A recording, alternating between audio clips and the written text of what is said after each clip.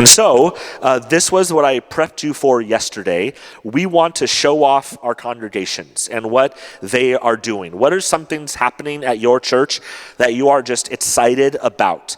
Now, we have, I think, how many congregations are represented? 8, Felicity? I don't remember the number. 10? Okay.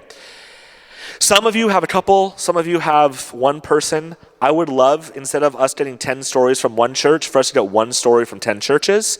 So if your church has already talked, wait and don't immediately raise your hand. Let somebody else go, and then if we get through everybody, we'll circle back and do some more. So I do want to make sure we hear as many different congregational stories as we can.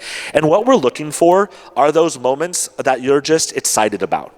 That you go home and you talk to your neighbors about, oh, our church is doing this thing. We're studying this thing, or deeply meaningful in my workshop. What is a deeply meaningful Bible study that you've attended? Something that you're going, I have never done that before. That really meant a lot to me. Because there was a seminary professor I had who said, the art of creativity is stealing. And so what you do here then is you listen, you go, that is a cool thing. I wonder if I tweak that and do it in my neighborhood, what it could do to impact the kingdom there. I love hearing everybody's stories because then I don't have to think of something brand new to have to do. So Mike is going to lead our time, and he will pass the microphone. Well, I'll pass the microphone. Mike will lead our time, and let me see if I can get this off. Turn it on.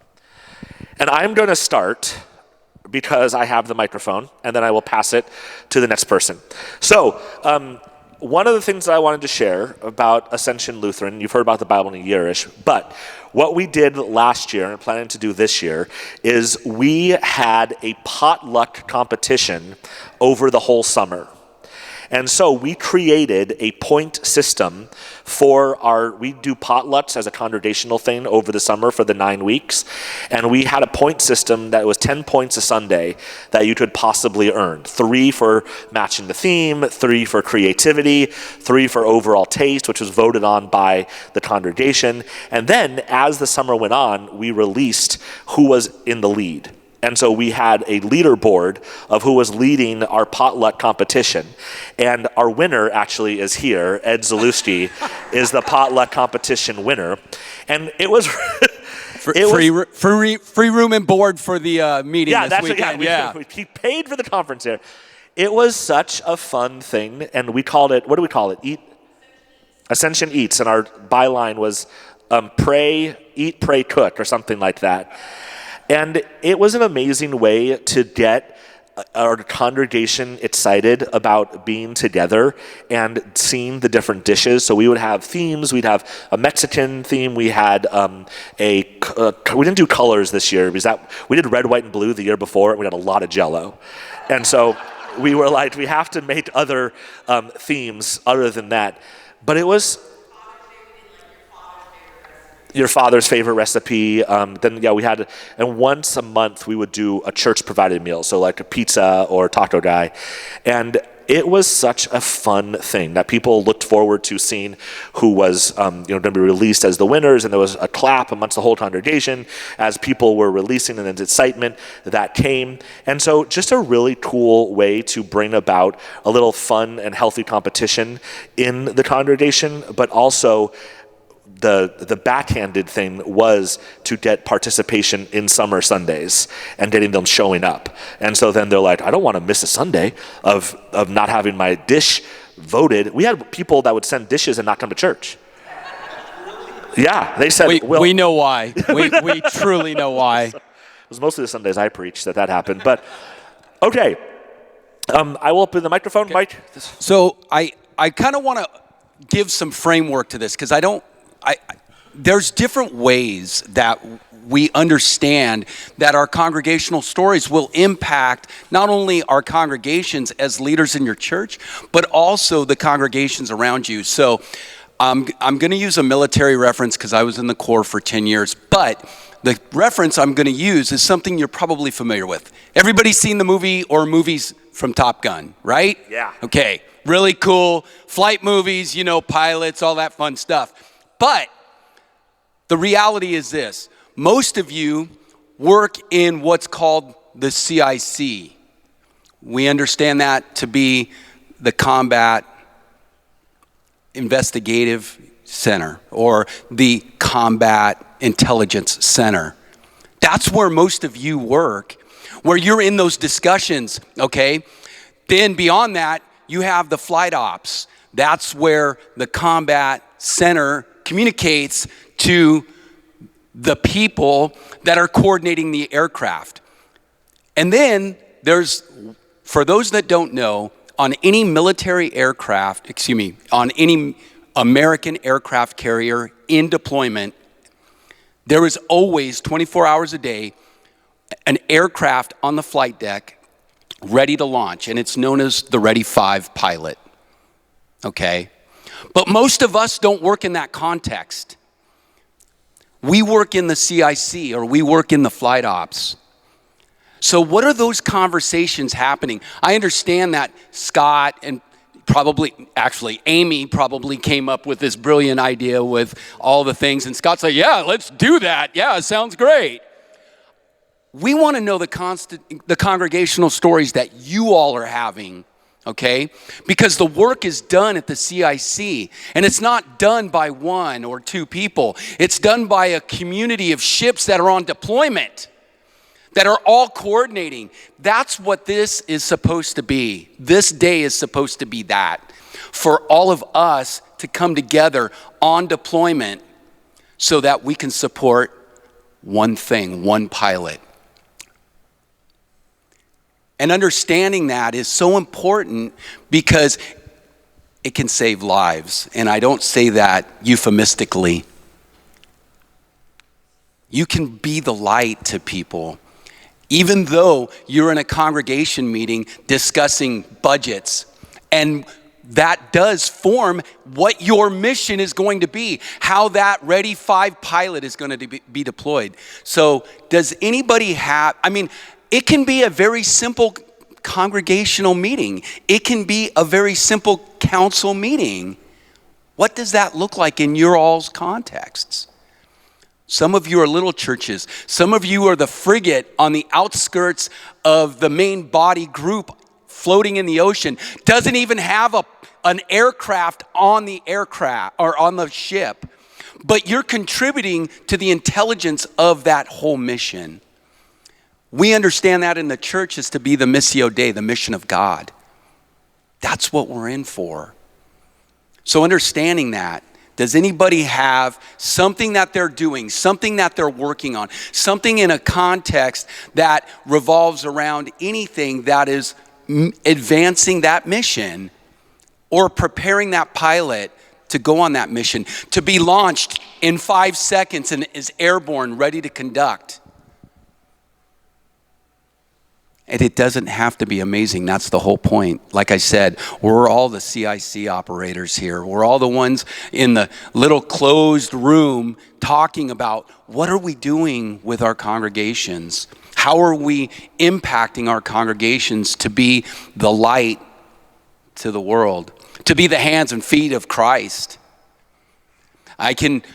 Since I'm here, I'm going to say, yes, I was a part of the CIC. So my lead pastor, Pastor Joel, he was our Ready 5 pilot. And actually, believe it or not, it was his wife. She was the Ready 5 pilot, and he was the co-pilot. She got invited to go on a medical trip to Iraq. Okay, no, there was no military relationship there at all. I'm just saying that's the area that she was going to, okay? And as the church, we were like, wait a minute, how did you hook that up? We want to support you in that endeavor. So coming along with resources and activities that they could take with them. And then Joel gets invited to serve as a teacher on that trip as well. So while she's providing medical services to 7,000 mostly Syrian refugees in a group of about 15 people, Pastor Joel gets to bring the gospel and the teaching aspects of his acknowledgments in the vocation of ministry to the only church in Iraq, the only sanctioned Christian church in Iraq. So I know that sounds grandiose, right? What conversations are you guys having? What are your council meetings like? What are your interactions like with your youth instructor, your youth pastor, your children's ministry coordinator? What do those look like? Are we having those? Jim? I'll jump in here as your newest board member at large. My story is rather simple. At Mount of Olives Church in Mission Viejo, one of the parents of our kids program decided it would be fun to just start gathering with other parents and children at a local park. And now it's turned into Friday Fun Day, where every single Friday they gather at a park, a local park, at the same time, and all the parents in the community from our church know that's the time to just meet, hang out. As parents, they have just a great time of fellowship. But the cool part of the story is other moms and dads who are also at the park at the same time are building relationships with the church community that is at the park. And since then, we've seen several of those people from the community start attending our church out of curiosity because they built relationships with the parents from our church who are at the park on a weekly basis. So again, something completely organic, okay, and something simple. That's what we call an out, something that's kind of an outreach or an out thing. But that's not just what we're talking about here with congregational conversations. You know, what else are we having? I see. All right. Introduce yourself. Yes. What church? Hello. Hi. My name is Craig Mitchell at Christ Lutheran in Santa Clarita. I was a former council president, and after that, needed about 2 years to recover from being a council president. But I started thinking about, where did I want to make an impact on the church? And at the same time, I'm raising small children. And I started reading this book called Intentional Father. If anyone's ever seen that, it's a really great book. And it opened my eyes to there's a lot of work that needs to go in to prepare to actually get children, not at the, my kids are about 10 and 8 years old, but when they go 13 to 18, how do you actually prepare them to become men and women of this world and of God? At the same time, I noticed something else within our church. We were bringing in a lot of new families, and I saw a lot of men who didn't feel like they had a place. And so they were spending a lot of time, maybe they were there because their wife wanted them there, or show up on Sunday and disappear.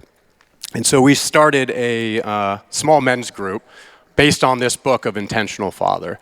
And small group, I didn't know what I was doing, but we were reading through it, we were going through it, and what I really noticed was you'd go 2, 3, 4 sessions, and these men would come in, and they would check it out, and they wouldn't say anything, and then 2 weeks they wouldn't say anything, 3 weeks, and then around the 4th week, they start opening up.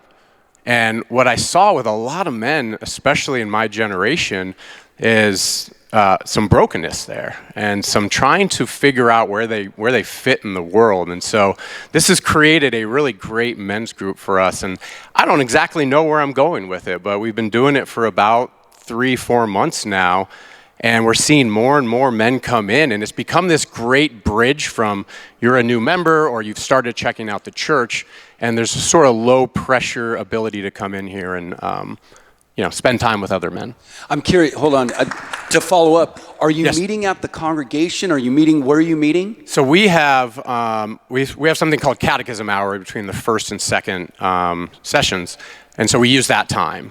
And so it's on Sunday, it's at the church. We have a small side room that's easy to get to with coffee and donuts and that kind of stuff. But, the way we looked at it, and part of why I was on council when we made this catechism hour, is looking at the modern family and asking people to come on a Wednesday night or a Thursday night has become hard to do.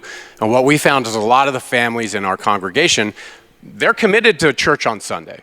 And so adding that extra hour has been pretty easy, and so we get a lot of good attendance at that. Yeah. One-stop shop, I get it. And again, these are all activities that, again, just seeing a need, okay? And to paint the analogy of the CIC, he just found this book and he was like, yeah, I want to be intentional about who I am as a father in that relationship. And not realizing it was going to lead to a ministry. Now he's literally the launched Ready 5 pilot, and he's on that mission right now. So are there any other stories out there? And again, there are no mundane conversations in the church. Absolutely. Yep. Yeah, my name is Debbie, and I'm from Calvary Lutheran, a very small church in the Valley, San Fernando Valley. And every several months, we will have a down-home worship on a Saturday afternoon. Sometimes have a barbecue or something. Invite anybody and everyone for kind of an old-fashioned gospel hymn sing, and with some testimony. But it's mainly a time to gather and sing the old songs, kind of a time travel back in time. And we seem to get people from other congregations as well as even some unchurched people who like the old songs. And it's called Down Home Worship. Well, I'm sorry, what was the name? Down Home Worship. Down Home Worship. So again, something organic that just came from just doing. I mean, I guess with a follow-up was it something that was started with a group and people added to, or because you said you did it over a couple of months, or how did that kind of come to fruition? Sorry. No, it's fine. Yeah, my husband and I have a ministry called Old Hymns and Hers. And so we kind of started it off just kind of on our own, and then talked to the church, and they kind of sponsored it, and it just kind of grown. And we just do it every few months. I play bass, my husband plays guitar. Sometimes we'll have a guest play piano. So, and it's just a time, and people love it. And if anyone wants to sing a solo, fine. So we invite participation. Would that be something you'd be willing to go to congregations and do? Yeah. Cool. Yeah. There you go. Yeah. Uh-oh, We had a resource. Yeah, right. And to Scott's point, this is the whole point, or a point of this gathering, so that we can hear the crazy ideas, right? The lunacy that the church comes up with, right? And I say lunacy. So, because how many council meetings have we been in, and where they say, well, that just won't work? Yeah. How many times have we heard that? Yet the church is still here in some capacity, right? I mean, let's face facts, the reality of COVID, right? And everybody was up in arms because we didn't know what to do. We were stuck. Now we've come out of this world of COVID, and we have a field in front of us. The harvesters are few, but the work is many, if you know the passage. The work is not necessarily us going up to somebody and professing our faith. The work is in some of our council meetings. The work is in some of our congregation meetings, and saying, what are we doing? I pose that question now. What are we doing? I know a few years ago, Radiant started Sunday Fun Day. We do not meet at church on a Sunday, the first Sunday of every month. Crazy Lutherans, are you kidding me? How dare you? It's ecumenical. There are 4 other churches. 3 of them are non-denominational / Baptist. Are you kidding? All we do is go serve a meal. We go serve lunch to people at a church in Huntington Beach. That's all we do. No signs, no church signs, just signs that say Sunday Fun Day. How many people have come up to me personally, usually on a grill, or I'm at a table serving food, and they say, "What are you doing here?" I'm just with a church and we're just serving a meal. Really?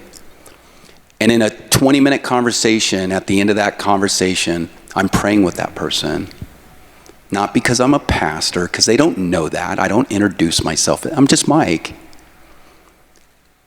Crazy Lutherans not going to church on Sunday? Are you kidding me?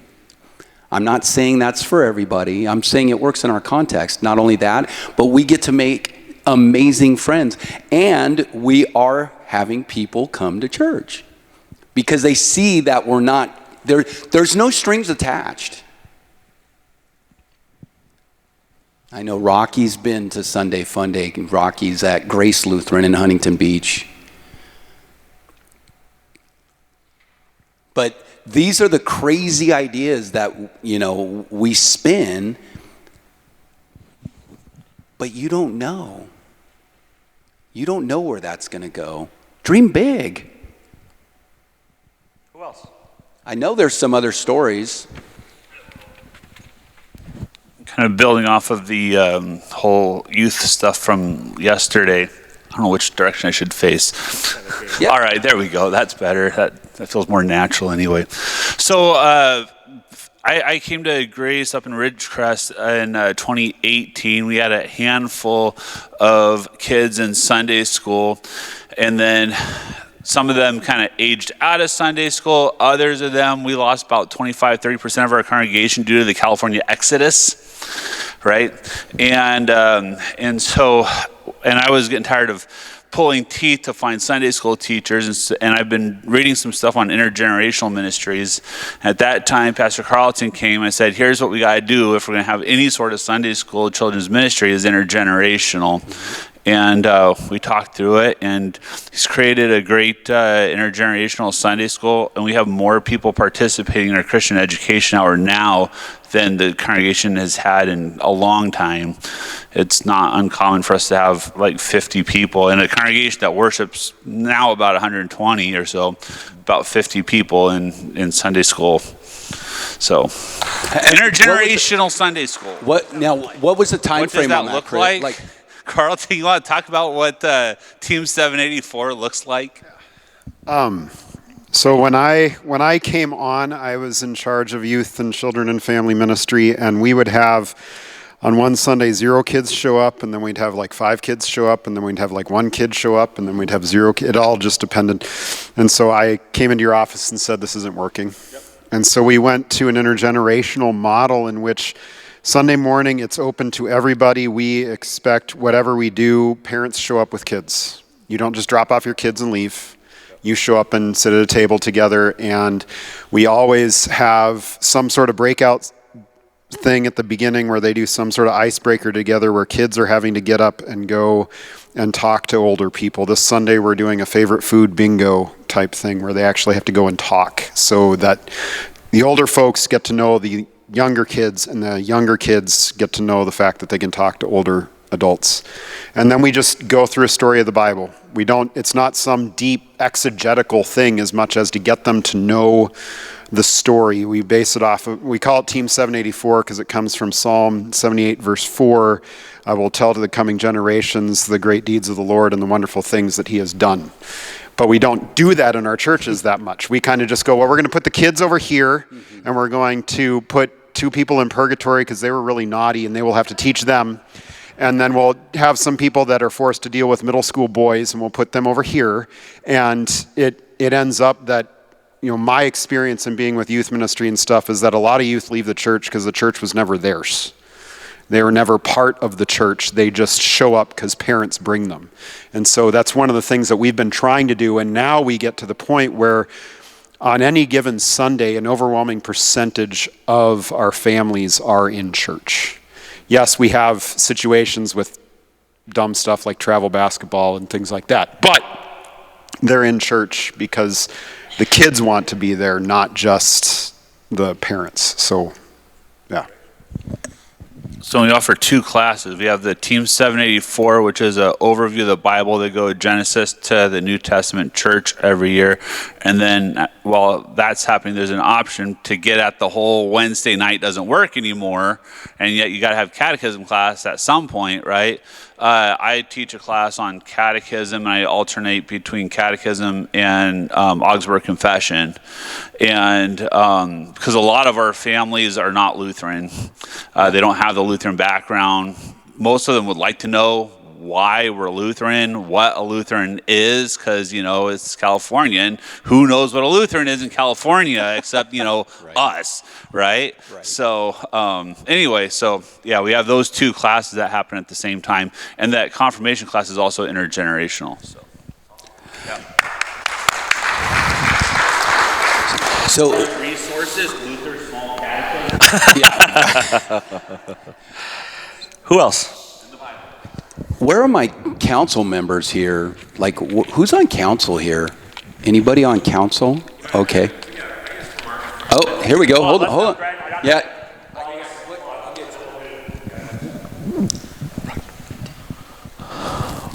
I'll just say a couple things that has been exciting around St. John's for us has been the death of the committee structure. It's been an agonizing and slow, painful death, but I've been celebrating it personally. But I'm teasing, but when I got there, the committees just weren't working very well. Maybe you have some of those too, and we've been trying to move toward more leader-based, kind of agile teams where people are still in loving accountability. There's still lines of authority and all of that, and there's also just a sense that they're lightweight, they're low maintenance, they're not, they don't have to meet monthly, they don't have to, take minutes, they don't have to do any of these things, but they still do vibrant, amazing ministry, and it's usually centered around a person or a couple people that are just passionate about whatever they're doing. We had one gal that took an idea from our previous congregation about sewing dresses for girls around the world, and we couldn't stop her from doing that. Now she's got a whole team around her. She's got a budget. She's got all this stuff rocking and rolling. And we had another gal come in from another church, and she was underneath someone that was this amazing connections coordinator that was creating small groups, basically connecting people in the church. And she came and joined our church and saw, you guys don't connect very well, and you're not very easy for new people to break in. And so she's just been going like a machine, fixing our welcome table and our greeter structures and our ushers and our small groups. And then now she's going after our website. And so she's like a force of nature. And I think there's a lot of these people in churches that for whatever reason, they're just not asked to do anything. And so they don't know, or maybe their passion just isn't one that's already in the structures that we have. And so that's been super exciting. But on a more structured level, one thing that's great for us is another person came to us, a member of our church, looked around the community and said, the community is in desperate need of childcare, and brought a bunch of studies to us and, working parents and all that. And so we put a team together to look at that. And now we're starting a children's center at the church for the first time ever. And so that's really exciting. And in terms of the community, with all of you, we just stole, as Scott said, everything we could from Lutheran Church of the Good Shepherd in Torrance, because they have a vibrant preschool. And so we took their manuals, took their, we can't poach their teachers. They're too far away, but that's just the way it goes.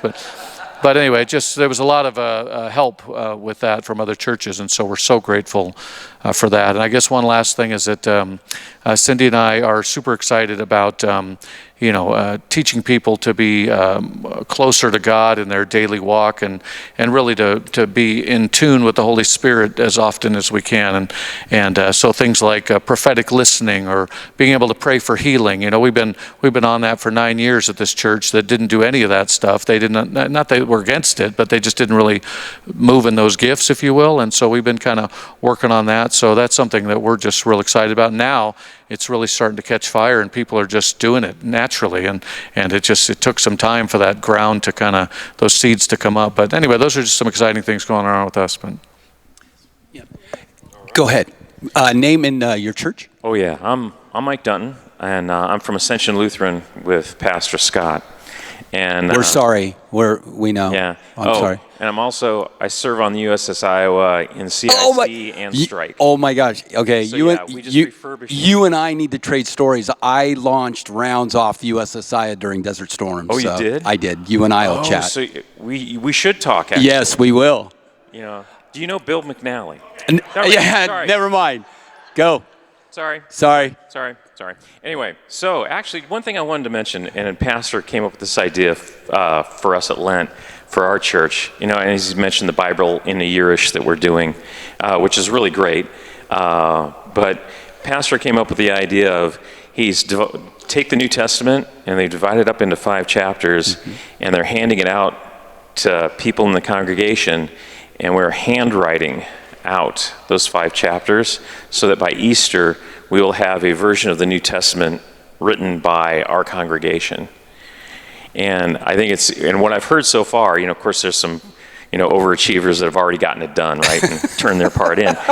But, and Pastor mentioned it that, by doing this, it gets you to focus on that portion of the Bible. You get very intimate with it, obviously, by doing this.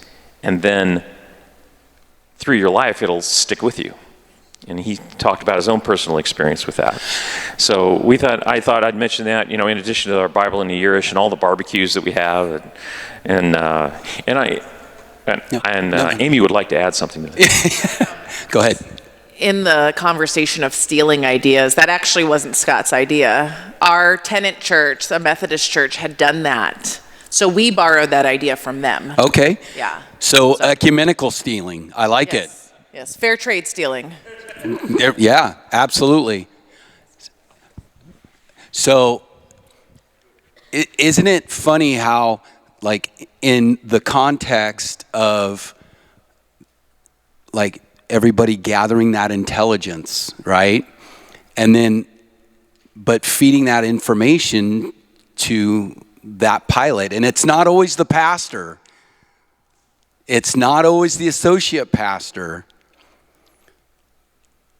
And you say to yourself, "Oh, I can't do that. I'm not that person." Yes, you are.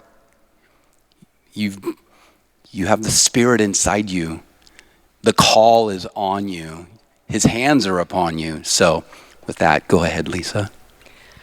I'm Lisa Little from Christ Lutheran in Santa Clarita.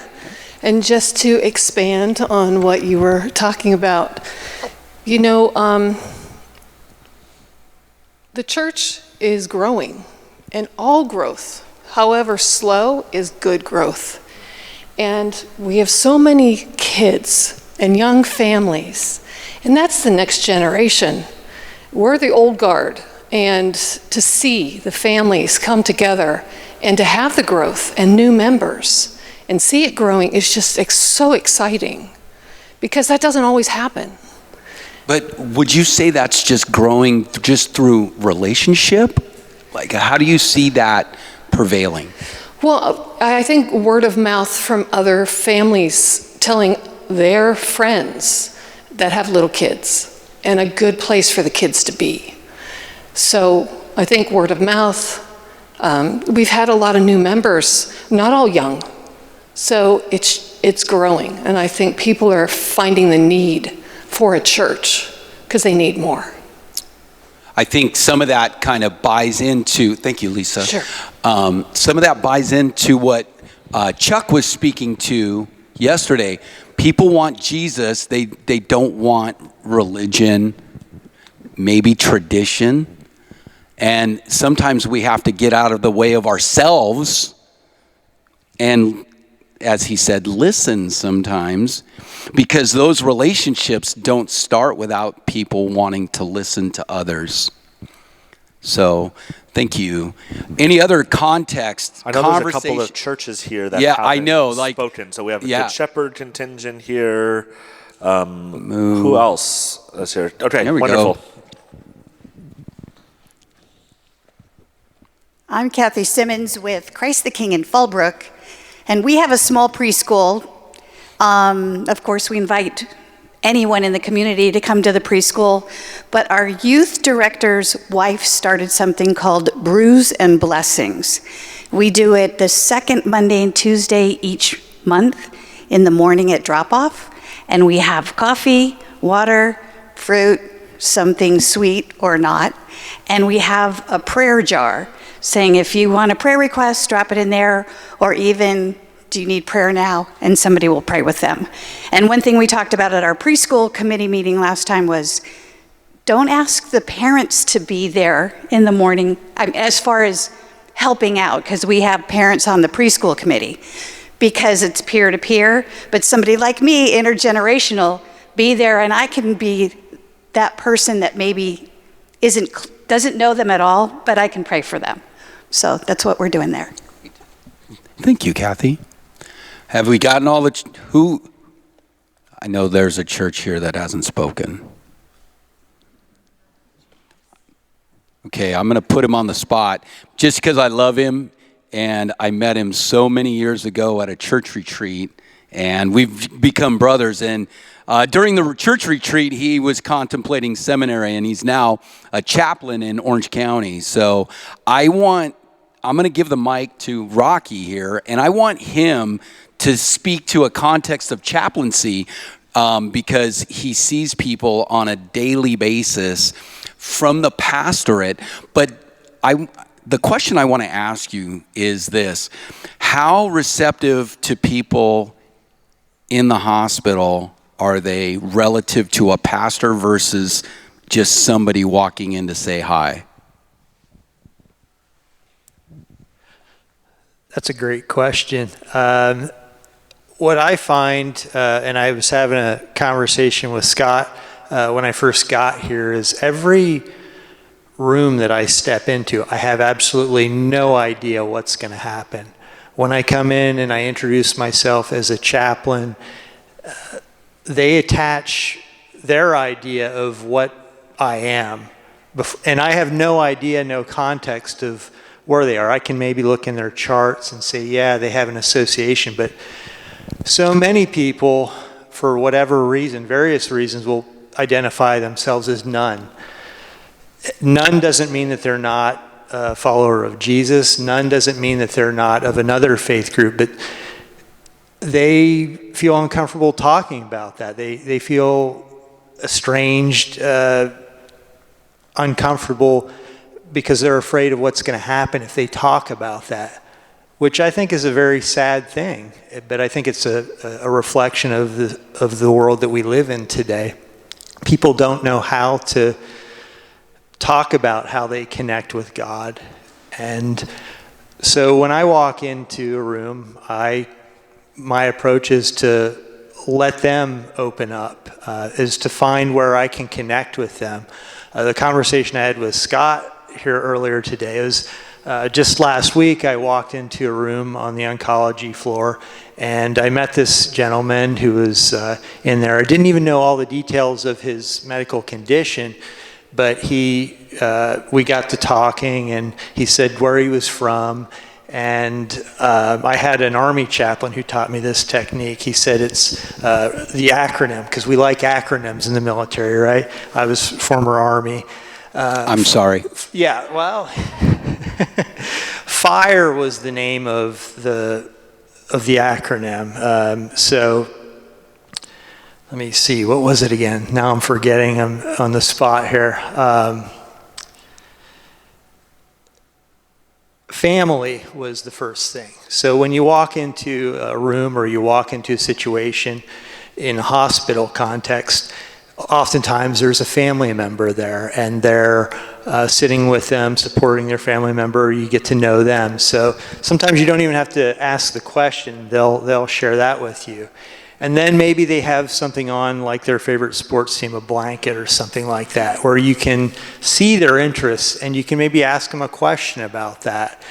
And now that you've lowered the bridge and you've established that trust and that familiarity where they feel open to talking to you and see themselves seen as a human, then you've lowered the bridge, and now you can ask the questions about their faith, what's important to you, where is God in your life, those questions.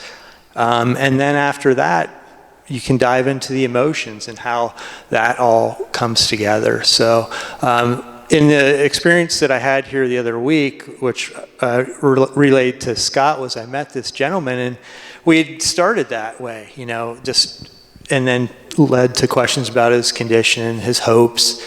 And he shared with me he was from Palos Verdes. And I said, oh, wow. I said, I know a pastor up there. And he goes, really? He said, I was baptized in that church.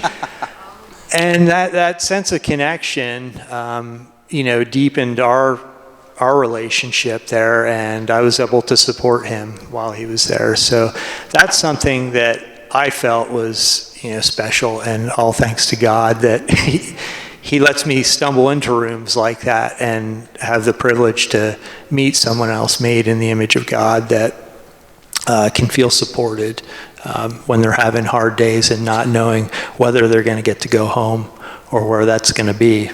So awesome. I think there's two aspects to that acronym of FIRE: family and interests. And I think that totally relates to what the gospel says of, love God, love people. Because you don't know that person. It's a cold call, but it's not a marketing strategy. It's done in love. The realities that were spoken here today. And I urge each of you to pray on those things in your congregations, in your councils. I urge each of you to don't look at it as a selling point. Because I think that's where the church has gone wrong, and that's the falsehood that people want to push back against. Be authentic, and you will become family to that person. I mean, that's a brother to me right there for almost 15 years now, and we have similar contexts. But we share in our family. We have similar interests. Our kids were at show choir at different levels together a number of years ago. And that's a brother I call every once in a while, and he calls me even though we're busy as all get out. But those are the relationships at the congregation level that will spawn those ideas and that exusion of the Spirit that will come from you, because you'll become family to that person. And you'll create the bond, and interests will develop. And then the nitty-gritty starts coming out, especially with guys, right?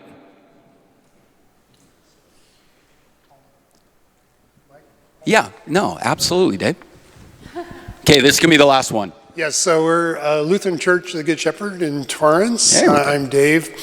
I've been there for more than 30 years. We've been there. My wife grew up in the church. I've been there as a lay leader. I spent 10 years on staff, including about 7 or 8 years with Pastor Greg. And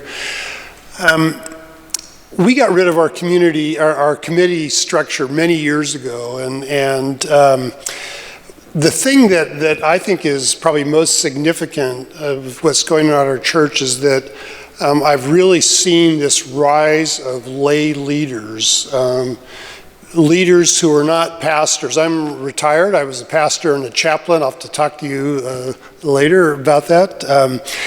But we have this amazing group of lay leaders who are stepping up and doing very important work at the church. I've been there through at least 4 senior pastors. I'd have to count to know, but the thing I like about it is that our church leadership is no longer dependent on our pastoral staff. We have a great pastoral staff, Pastor Greg and Pastor Abasu, who many of you know. But I foresee a time when they'll be gone and they'll move on to other ministries. Yet we have this core and growing group of lay leaders who are really becoming the heart and soul and leadership of our church. And so that's the thing I find most encouraging. And it helps our pastors. We have, how many of there's 5 or 6 of us that preach from time to time, besides Pastor Greg and Pastor Abasa. There's at least 5 more of us, right, that do that. And that's just one example, but we have so many men's ministry, women's ministry. I'm part of a missions team. We just have these teams of people who are out there doing the work of the church. And, I love the way that's all happening, so. Awesome. Thanks, Dave. So with that, I urge each of you to converse while you have precious moments left here this weekend to try to, again, find that place and be that part of the congregation that can open people, okay, in whatever context that is. So with that. Thank you, Mike. What a wonderful job you've done. As we just go into our break time, our next thing we're going to do is the Q&A with Chuck from last night and from leading the session. So I'm going to ask you to do something. If you could take out your phone real fast and open up the camera app. And on the back page, so page 21 of our booklet, there is the contact update there, QR code. If you could scan that, that'll lead you to a Doodle form. On the bottom of that Doodle form is a spot for you to write a question for Chuck. And that will give us a nice base of questions to do and have. Also, while you're there, you might as well update your contact information, and then we can have all that updated as well, so that we can have the updated contact to put into this. But we do need your questions, and it's one of those times that there's no silly question. You know, we had an amazing conversation at the table at dinner last night. I got the privilege to sit with Chuck. He led the workshop for so many of you. Anything that you would like to ask, we have an opportunity to talk to somebody who's just been spending time researching this next generation. What do they like? What do they think? What do they do? How do they act? And just put those questions in there. So then Carlton will look at that sheet and have some questions to start with. So before we go to our break, if you wouldn't mind taking a couple of minutes to scan that, fill that form out, submit it, and then that will lead us into next time. We'll start in here at 11. There are snacks available in that room if you want a snack. And if you want to use the restrooms, please do so, stretch your legs. But we are going to be on break till 11.